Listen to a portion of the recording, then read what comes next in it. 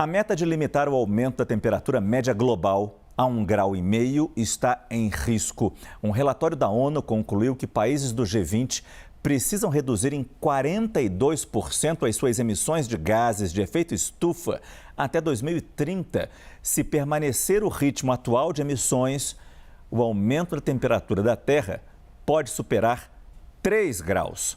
Nós conversamos sobre isso com o professor Pedro Cortes, analista de clima e meio ambiente, no quadro CNN Terra.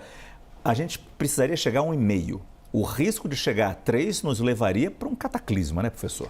Boa noite, Márcio. Veja, se nós já estamos presenciando toda essa confusão climática com um pouco menos de 1,5 graus, imagina se a gente superar 1,5 graus ou chegar, no pior do cenário, a 3 graus, né?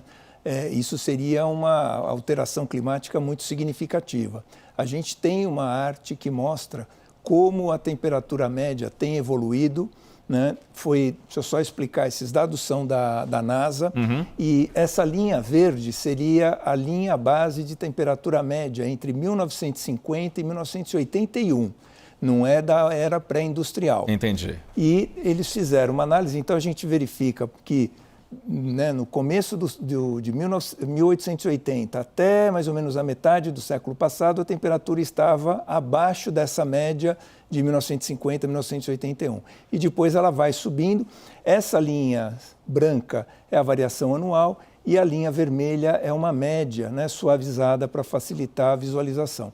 Segundo esses dados, a gente está 1,2 graus acima dessa média. Mas os dados da NASA também, né, mostram que, comparado com o período pré-industrial, nós já estamos a 1,4, né? Ou seja, muito próximo desse limite que foi traçado no Acordo de Paris. Então, a chance da gente ultrapassar isso realmente é muito alta. E o que a gente tem que fazer agora? Agilizar a transição energética, agilizar medidas de reflorestamento? Quais são as ações? E o gráfico mostra emergenciais, se a gente está em 1,4, quando o limite seria 1,5. O que a gente tem que fazer agora, professor?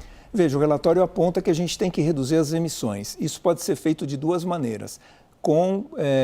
Realmente acelerando a transição energética. E aí é importante que muita gente fala a respeito da transição energética para até 2050. Vamos fazer de maneira lenta, gradual, tal. Se as emissões continuarem nesse ritmo, em 2050, a gente ultrapassa facilmente os 2 graus. Né? Ou seja, daqui a 25 anos, o clima fica ainda mais incontrolável. Então, a gente tem que acelerar a transição energética e acelerar a captura de carbono da atmosfera. Como isso pode ser feito?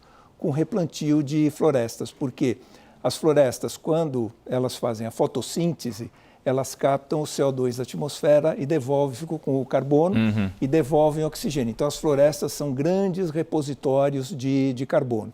E nós temos no Senado, né, no Congresso, na verdade, o projeto que regulariza o mercado de crédito carbono no Brasil. Já foi feito um acordo para que ele seja administrado, né, pelo Ministério do Haddad, que o pessoal não confia muito na Marina, né, o pessoal do mercado.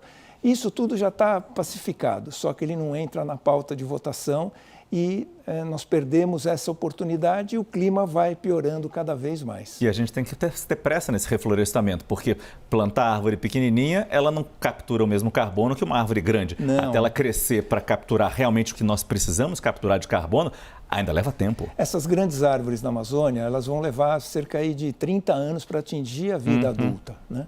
Então, se a gente começar a plantar agora, daqui a 30 anos a gente consegue uma redução bastante significativa. Mas não é porque pode demorar que a gente vai postergar. Claro. Então a gente tem que começar o quanto antes, não só na Amazônia, mas no Cerrado, na Mata Atlântica. Nós temos um potencial enorme para fazer isso. Isso beneficia o nosso clima, né? Nós já estamos sofrendo com falta d'água em decorrência do desmatamento da Amazônia. E nós vamos beneficiar o planeta também.